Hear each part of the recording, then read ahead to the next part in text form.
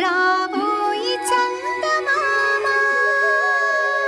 తెలిసి తెలిసి భరత్ చంద్రికల్ని విడదీయలేను. వాళ్ళ జీవితాల్ని నాశనం చేయలేను. రుద్రానికి ఇచ్చిన మాట తప్పి తన ముందు మాట తప్పిన మనిషిగా నిలబడలేను. ఎంత నచ్చ చెప్పినా రుద్రాణి నా మాట వింటం లేదక్క. ఇప్పుడు నేనేం చేయాలో నాకే అర్థం కావట్లేదు. తెల్లవారుతుంది అంటే భయంగా ఉంటుంది. ఉదయాన్నే లేవగానే చంద్రికని రోజు ఎలా ఏడిపించాలి, భరత్ని ఎలా బాధ పెట్టాలి, ఇలాంటి ఆలోచనలతోటి నాకు తెల్లవారుతుందక్క. ఏ పిల్లల కోసమైతే మనం ఇంత కష్టపడ్డామో ఆ పిల్లల్ని మనమే కష్టపెట్టి వాళ్ళని ఏడిపించే పరిస్థితి వస్తే ఆ బ్రతుకు బ్రతకడం కంటే చావడమే మంచిదని అనిపిస్తోంది. నేనున్న పరిస్థితిలో నాకేం చేయాలో పాలుపోవటం లేదు.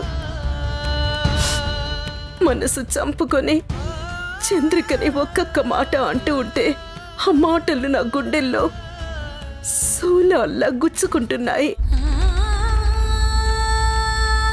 చంద్రిక కన్నీళ్లతో నా వైపు చూసే ఆ చూపు చూస్తుంటే సమాధానం చెప్పుకోలేక నాలో నేనే నలిగిపోతున్నానక్క. ఈ సమస్యకి నేను పరిష్కారం చూపించలేకపోతున్నాను. చూస్తూ చూస్తూ భరత్ని చంద్రికని విడతీయలేకపోతున్నాను. భరత్ అన్న మాటలు ఇంకా నా చెవుల్లో మారుమోగుతున్నాయక్క. చంద్రిక లేకపోతే నేను బ్రతకును అని వాడు అంటూ ఉంటే నాకేం చేయాలో అర్థం కావట్లేదు. ఆ రోజు రుద్రానికి మాటిచ్చి తప్పు చేశానేమో అనిపించింది. కానీ ఆ క్షణంలో నాకేం చేయాలో అంతకంటే అర్థం కాలేదు. నా కొడుకుని కాపాడుకోవడం కోసం నేను తీసుకున్న నిర్ణయం తప్పో ఒప్పో కూడా నాకు అర్థం కాని పరిస్థితిలో ఉండిపోయాను. అందుకే నేనొక నిర్ణయం తీసుకుంటున్నానక్క. నన్ను క్షమించు.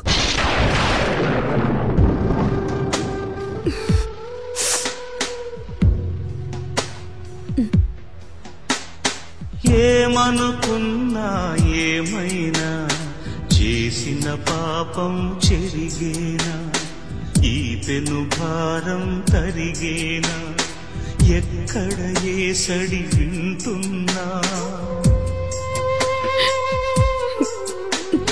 గుక్కెడుతున్న ఆ పసికూన గుర్తుకు వచ్చే సమయాన, ఏమనుకున్నా ఏమైనా చేసిన పాపం చెరిగేనా, ఈ పెను భారం తరిగేనా.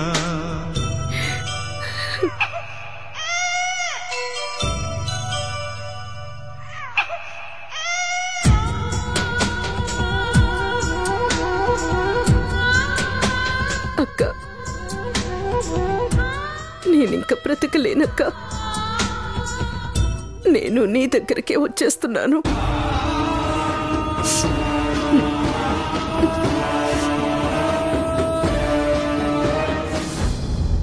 అత్తయ్య, అత్తయ్య, ఎక్కడికి వెళ్ళుంటారు? ఇల్లు మొత్తం వెతికానా ఎక్కడా కనిపించట్లేదు. ఎక్కడికి వెళ్ళుంటారు?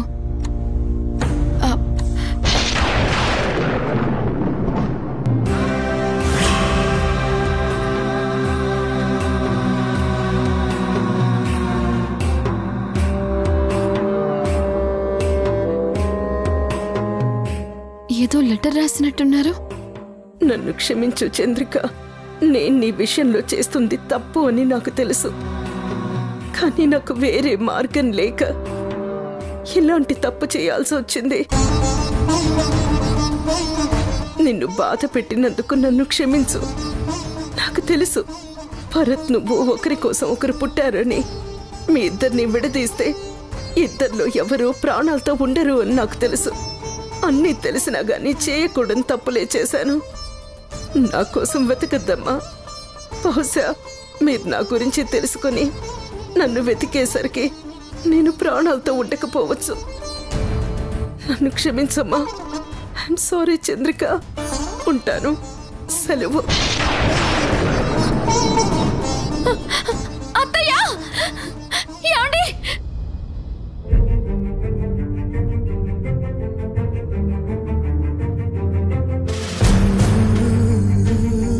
మీరు నా మీద లేనిపోని కోపాన్ని ప్రదర్శిస్తున్నారే తప్ప మీకు నా మీద ఎంత ప్రేమ ఉందో నాకు మాత్రమే తెలుసు అత్తయ్య.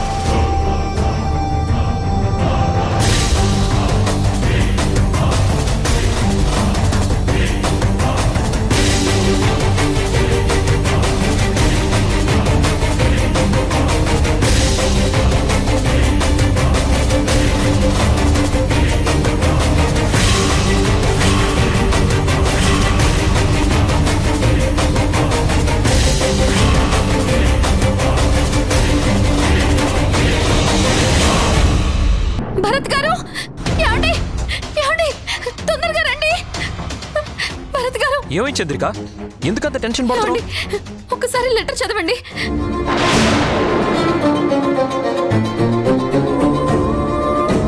ఏంటి చంద్రిక? ఏంటి చంద్రిక ఇది?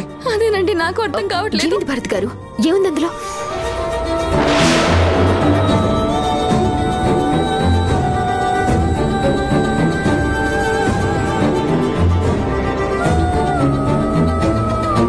ఏమండి, చూసారు కదా అత్తయ్య గారు ఎంత పని చేశారో చూసారా? అసలు ఏం జరిగింది చంద్రిక? నాకేం అర్థం కావట్లేదు. అసలు అత్తయ్య ఇలాంటి డెసిషన్ తీసుకోవడం ఏంటో నాకేం అర్థం కావట్లేదండి. ముందు అత్తయ్య గారు ఎక్కడున్నారో చూద్దాం పదండి. భరత్ గారు, ఫస్ట్ ఆఫ్ ఆల్ ఫోన్ చేయండి.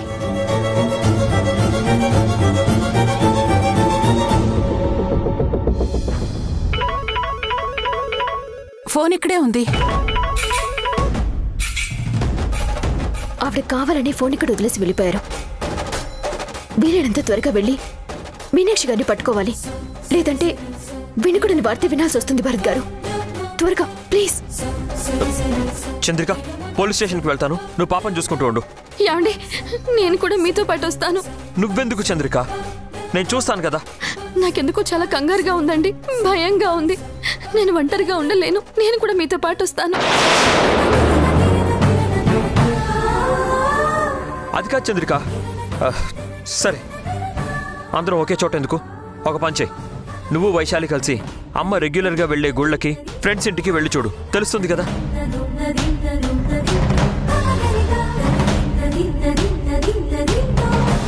ఆ ఏరియాలోకి వెళ్ళి వెతకండి. నేను కూడా వెళ్ళి చూస్తాను. అత్తయ్య, అసలు ఎందుకు ఇలాంటి నిర్ణయం తీసుకున్నారు? మీకేదైనా జరిగితే మేమందరం ఏమైపోతాం అత్తయ్య? ఈ ఇంట్లో మేము ఎలా ప్రశాంతంగా ఉంటామనుకున్నారు? మాకున్న పెద్ద దిక్కు మీరే. మీరే ఇలాంటి నిర్ణయాలు తీసుకుంటే ఎలా అత్తయ్య?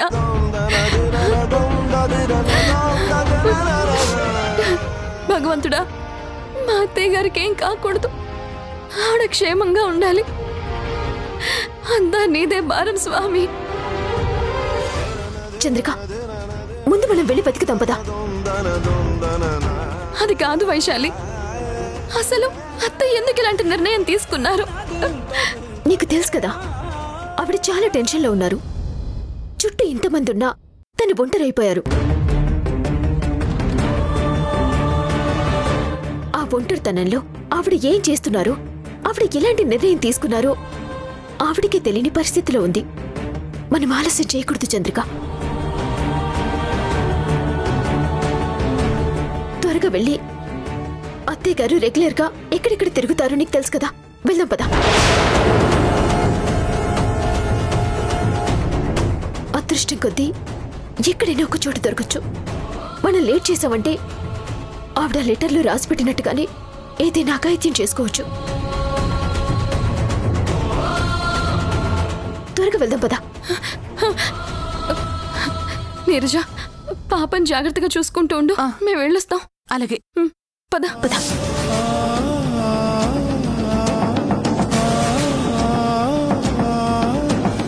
భగవంతుడా, మీనాక్షి గారికి ఏమీ కాకుండా క్షేమంగా ఇంటికి వచ్చేలా చూడు స్వామి.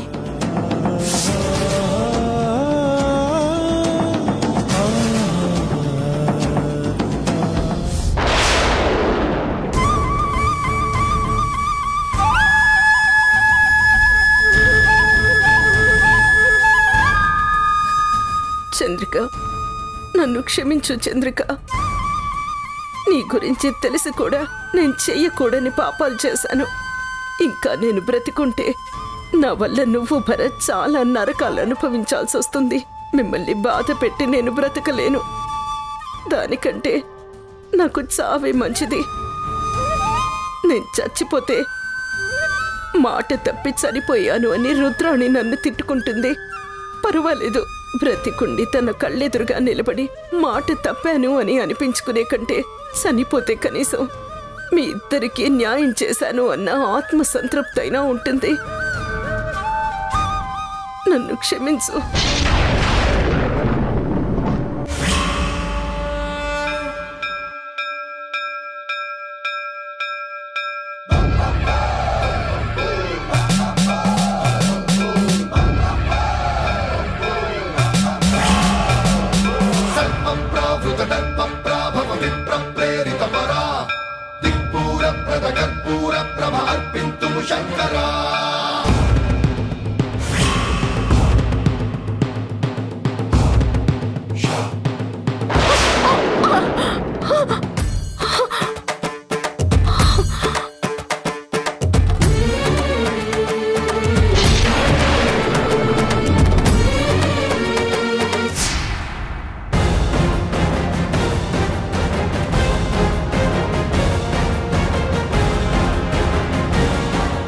చంద్రిక, భరత్ గారు, చంద్రిక వైశాలి గారిద్దరూ బయటికి వెళ్లారు.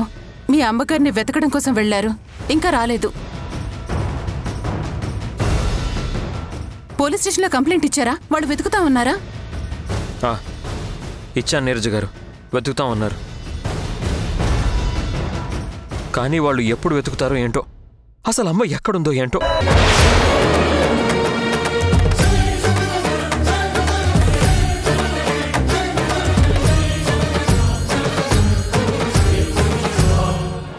రుద్రాణి, ఏంటత్తయ్య మీరు చేస్తున్న పని?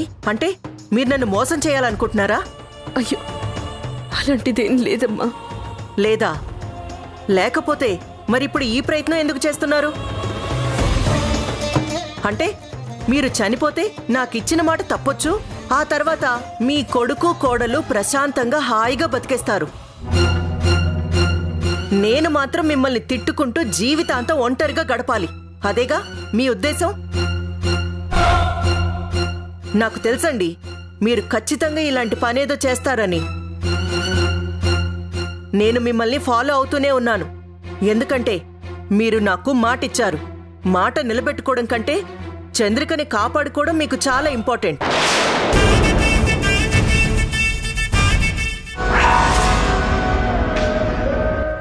చంద్రిక, అమ్మ కనిపించిందా? లేదండి, అత్తయ్య గారు ఎక్కడా లేరు. ఆవిడ రెగ్యులర్గా వెళ్ళి అన్ని చోట్లలో వెతికొచ్చామండి, ఎక్కడా కనిపించలేదు.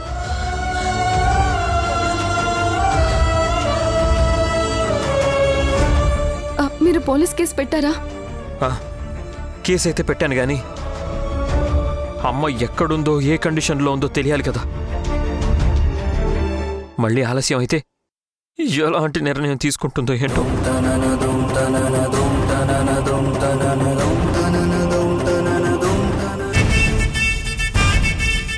నేను ముందు నుంచి చెప్తూనే ఉన్నాను. ఇది నా వల్ల కాదు అంటే నువ్వే వినలేదు. ఈ ముక్క ఇప్పుడు కాదు, మీరు నాకు బాండ్ పేపర్ మీద రాసి ఇవ్వక ముందు ఉండాలి. ఆ రోజు మీ కొడుకుని కాపాడుకోవడం కోసం వెనక ముందు ఆలోచించకుండా మాటిచ్చేశారు. ఈరోజు మీ అవసరం తీరిపోయింది కాబట్టి నేను ఏవైపోయినా పర్వాలేదని మీ అంతటా మీరు తప్పించుకోవాలని ప్రయత్నం చేస్తున్నారు. ఇదేనా మీలాంటి వాళ్ళు చేయాల్సిన పని? నాకింతకంటే ఏం చేయాలో అర్థం కావట్లేదు. ఒకవేళ నేను భరత్ని చంద్రికని విడదీసినా కానీ భరత్ మాత్రం ప్రాణాలతో ఉండను అని మొహం మీదే చెప్తున్నాడు. నేను నా కొడుకు క్షేమాన్ని కోరుకున్న దాన్ని నా కళ్ళ ముందు నా కొడుకు చచ్చిపోతాను అంటుంటే నేను చూసి భరించగలను అని అనుకుంటున్నావా? ఆ విషయం నీకు చెప్పినా కూడా అర్థం కావట్లేదు. నేనేం చేయాలి? ఏం చెయ్యాలో నేను చెప్తాను. అంతేకాని నాకు అన్యాయం చేసేసి మీ అంతటా మీరు ఇలా ప్రాణాలు తీసేసుకుంటే నేను చూస్తూ ఊరుకుంటాను అనుకుంటున్నారా? నేను మాట తీసుకున్న తర్వాత అది నెరవేర్చుకునేదాకా నేను ఎవ్వరినీ వదిలిపెట్టను. నా నుంచి తప్పించుకోవడం మీ వల్ల కాదు. నేను ప్రతి క్షణం మిమ్మల్ని నీడలా వెంటాడుతూనే ఉంటాను. అది కాదు రుద్రాణి, నేను ఇక్కడ కాదు, మనం తర్వాత ఇంట్లోకి వెళ్ళి తీరిగ్గా మాట్లాడుకుందాం. రండి. రుద్రాణి, రుద్రాణి.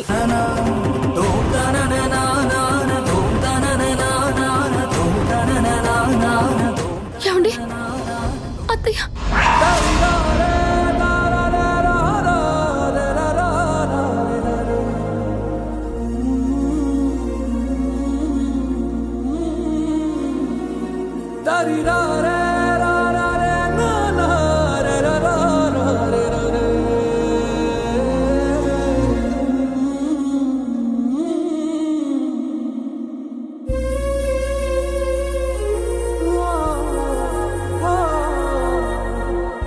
రండి రండి అత్తయ్య. అత్తయ్య, అత్తయ్య మీకేం కాలేదు కదా? ఏంటత్తయ్య ఇది? ఏంటి లెటరు? ఎందుకు ఇలాంటి పనులు చేస్తున్నారు?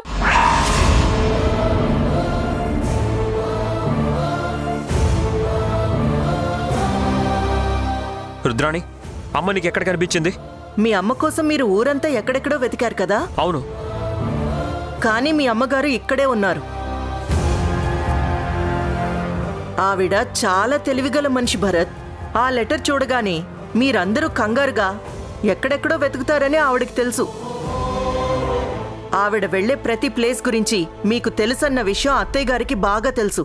అందుకే బయటకెక్కడికి వెళ్లకుండా మన ఇంటి మేడ మీద నుంచే కిందకి దూకేయడానికి ప్రయత్నం చేశారు.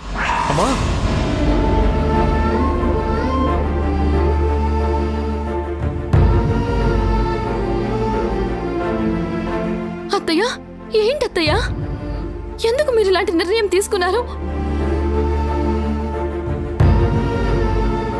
మీకేమైనా అయితే మేమంతా ఏమైపోవాలత్తయ్య?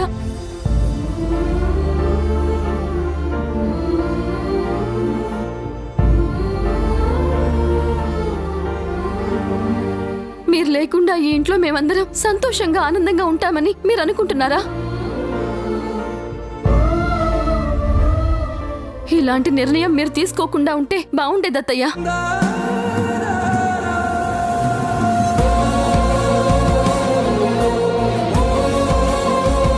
అమ్మా, నువ్వు ఇలా రా, కూర్చో.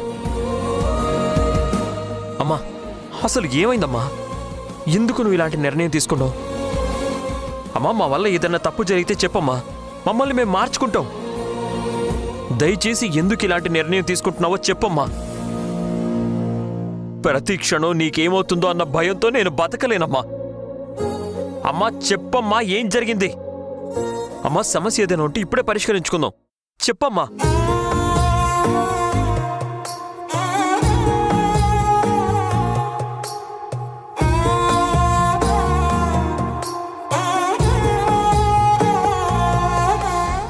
భరత్, ఇప్పుడు ఆవిడ్ని కంగారు పెట్టుకు.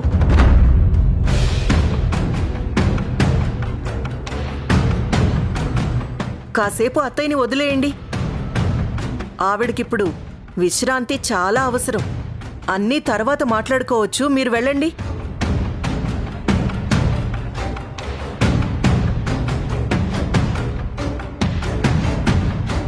ఎలా వెళ్ళమంటావు రుద్రాణి? మళ్ళీ అమ్మకి ఏదన్నా జరిగితే మేమందరం ఏమైపోతాం? ఏవి కాదు భరత్, నేను చెప్తున్నాను కదా, మీ అమ్మగారితో కాపలాగా నేనుంటాను. నువ్వెళ్ళు భరత్. ఇప్పుడున్న కండిషన్లో ఈ విషయం గురించి మనం చర్చించకపోవడమే మంచిది. ప్లీజ్ ఆవిడ్ని కాసేపు ఒంటరిగా వదిలేయండి. అత్తయ్య, మీరు రండి. రండి చెప్తాను. రండి, లోపలికి పదండి.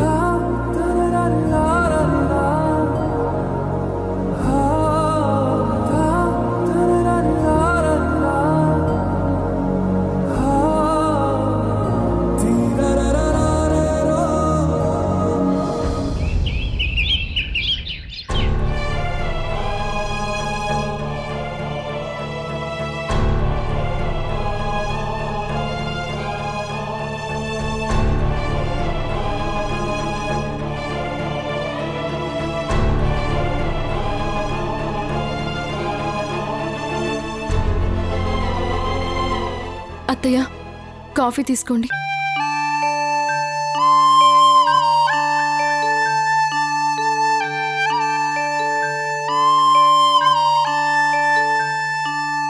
అత్తయ్య, నా మీద మీకు చాలా కోపంగా ఉంది కదా? ఎందుకు అత్తయ్య? ఎందుకు నేనంటే మీకంత కోపం? నేనేం తప్పు చేశానని? మీరు నాకు కన్న తల్లితో సమానం.